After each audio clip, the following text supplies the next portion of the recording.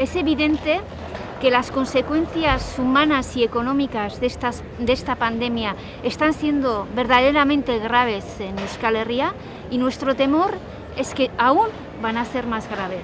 Por lo tanto, es el momento de movilizarnos en favor de la justicia social, de pedir responsabilidad y de tener altura de miras en Euskal Herria.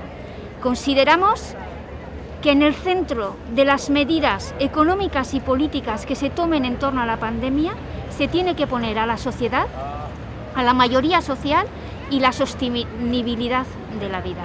Por eso criticamos o valoramos de una forma crítica la dirección que están tomando las políticas y las inversiones públicas. A nuestro entender, no es el momento de priorizar los intereses de una élite capitalista, sino de exigir al capital y al gran capital responsabilidad social. Es el momento de una política fiscal novedosa y verdaderamente justa y equitativa. Por otro lado, consideramos que no tiene sentido invertir económicamente en obras faraónicas que no tienen ninguna utilidad social.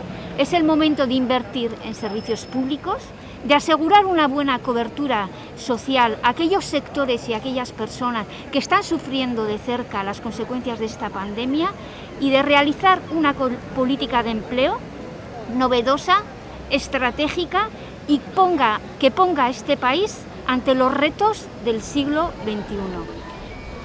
Por todo esto, lo que ya hemos comentado, hacemos un llamamiento a la movilización social, un llamamiento a luchar por la justicia social y hacemos un llamamiento también a activar todas las capacidades que tiene Euskal Herria, tanto en el ámbito cultural, en el ámbito político, institucional, económico o universitario, para poder afrontar entre todos, de forma comunitaria, los retos que nos pone encima de la mesa esta pandemia.